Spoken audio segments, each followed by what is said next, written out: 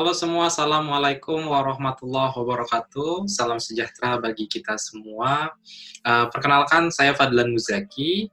Um, saat ini saya sebagai koordinator Perhimpunan Pelajar Indonesia Sedunia, mengkoordinatori 57 negara dan juga mengkoordinatori teman-teman sekitar 120.000 pelajar Indonesia yang ada di luar negeri, terbagi dalam 3 kawasan dari jenjang baik SMA, S1, S2, S3, bahkan hingga postdoktoral.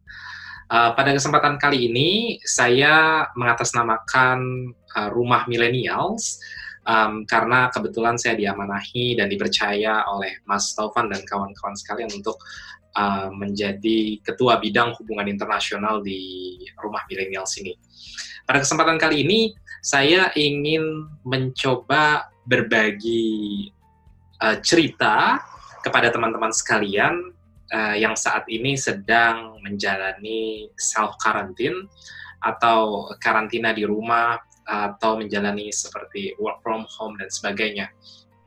Kenapa saya ingin menceritakan pengalaman atau ingin sharing sebuah pengalaman yang pernah saya rasakan? Kenapa?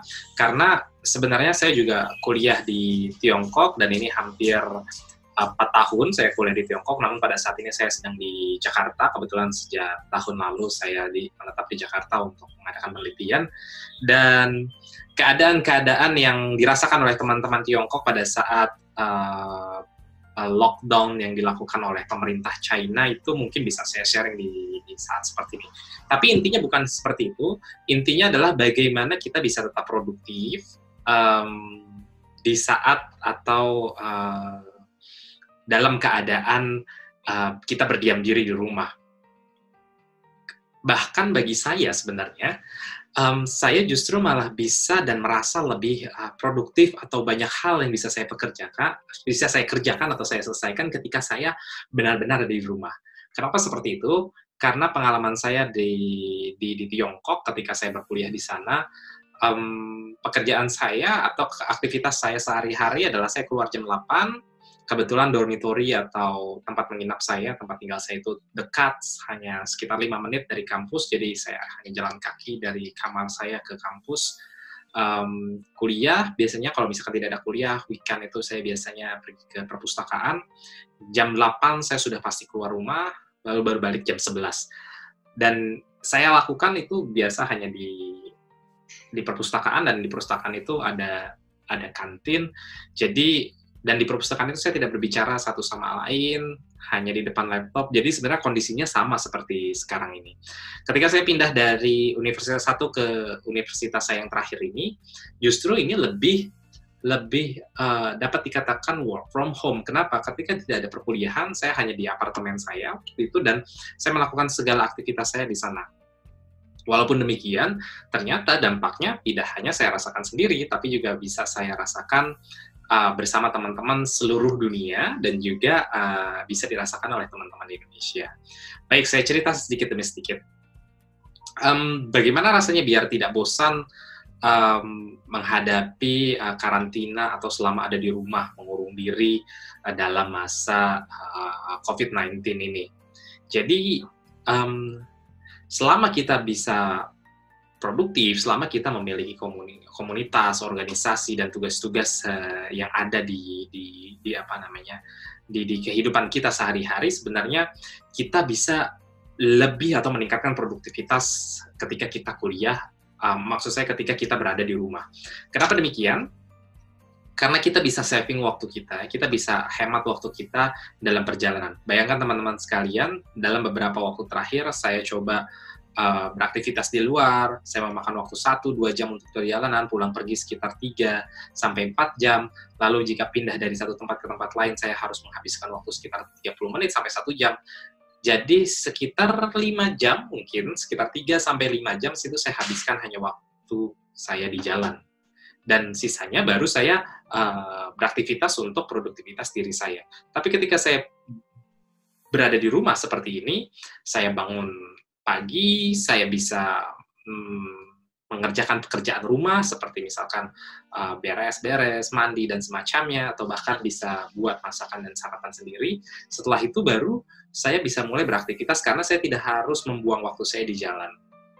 Saya bisa produktif seperti itu.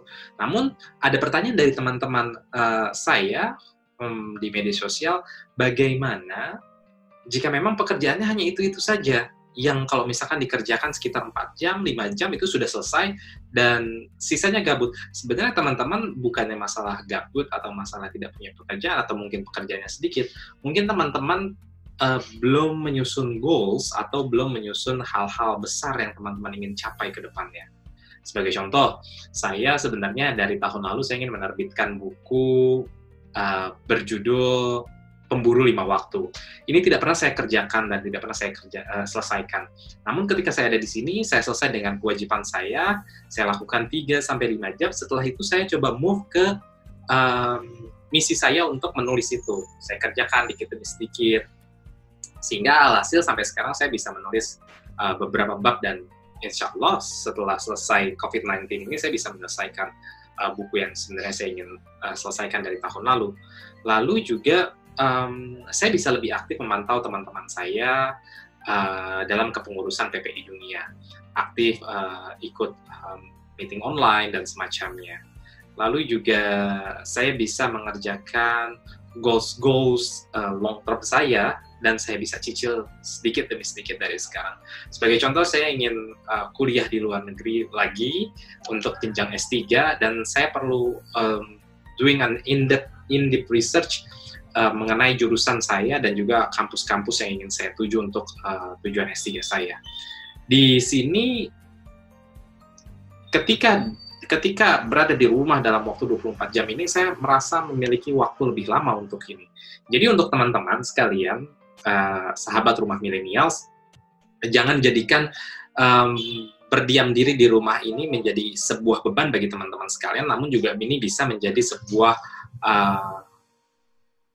titik awal untuk meningkatkan produktivitas teman-teman sekalian. Jika teman-teman merasa, udah 2 jam, udah 3 jam, sudah selesai pekerjaannya, think out of the box, and then you should think for your future. Pikirkan hal-hal besar apa yang teman-teman ingin jalankan ke depan, teman-teman cicil dari sekarang, dan itu teman-teman bisa jalankan segala sesuatu dari rumah. Mau yang nulis buku, silakan. Mau yang nyari informasi mengenai beasiswa, bisa diperdalam. Mau yang mau yang bisa IELTS, sekarang banyak tutorial-tutorial online. Sebagai contoh, saya semenjak beberapa waktu lalu memang ingin mendirikan banyak platform. Baru 2 minggu kita kerja dari rumah, saya sudah bisa mendirikan platform yang walaupun belum begitu sempurna, tapi ini sebenarnya cita-cita saya semenjak lama.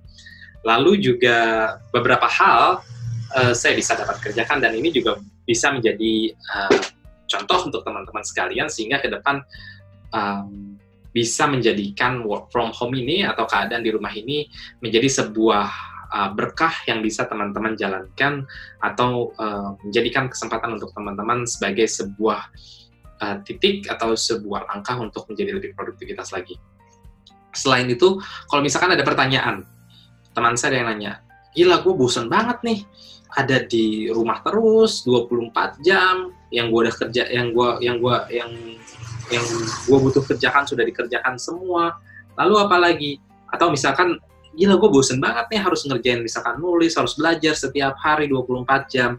Teman-teman percayalah, teman-teman pasti ada beberapa teman-teman yang stres, atau teman-teman ada yang merasa jenuh, bosan, dan segala macam, tapi ini hanya sebagai permulaan teman-teman sekalian, dan kita juga pastinya kita tidak mau ini terus berlanjut dan terus berlalu. Tapi jika teman-teman bayangkan atau teman-teman rasakan, ini hanya sebuah kebiasaan yang perlu teman-teman rubah. Kenapa saya bilang seperti itu? Saya pun dulu adalah tipikal orang, sebelum saya berangkat ke China, saya adalah tipikal orang yang sehari itu bisa 3-5 kali ketemu orang atau berpindah tempat, karena saya bisa dikatakan cukup aktif orangnya dan suka bersilaturahmi dengan teman-teman sekalian. Namun ketika saya ke Tiongkok, saya berubah kebiasaan saya 180 derajat. Dari yang ketemu saya harus berdiam diri selama berjam-jam untuk menyelesaikan hal-hal yang saya inginkan tercapai. Bosan? Ya, sangat bosan, tapi itu hanya berjalan sekitar 40 hari mungkin, atau mungkin sekitar 3 minggu. Setelah itu teman-teman akan enjoy, teman-teman akan menemukan ritme teman-teman sekalian untuk menjadi lebih produktif, walaupun teman-teman hanya ada di satu tempat. Saya ada di satu tempat, tapi saya bisa terkoneksi satu sama lain di antara teman-teman di luar negeri. Bagaimana caranya? Kita ada video call di sini, kita ada fitur chat, kita ada fitur email, sosial media, dan segala macam. Teman-teman bisa memanfaatkan itu semua. Lalu juga teman-teman bisa memanfaatkan hal-hal yang belum banyak diketahui oleh orang lain. Misalkan dulu tahun 2016, Zoom belum banyak diketahui oleh orang lain. Saya tahu dari teman saya ada Zoom, terus saya coba teliti lebih dalam, saya coba analisa kasusnya, bagaimana dan seperti apa. Maksud saya platformnya, lalu saya pergunakan ini. Dan sebenarnya masih banyak platform-platform serupa yang sebenarnya kalau misalkan jika kita manfaatkan, itu juga bisa lebih menambah produktivitas daripada diri kita sendiri.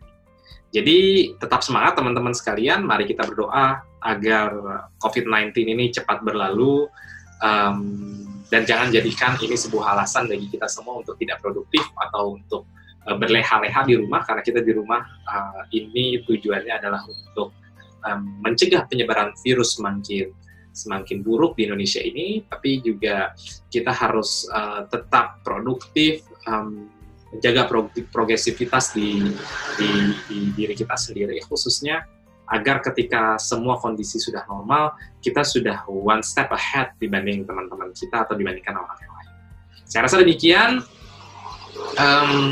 Salam Rumah Millennials dari saya, Fadlan Muzaki. Semoga sharing saya bisa bermanfaat bagi teman-teman sekalian. Assalamualaikum warahmatullahi wabarakatuh.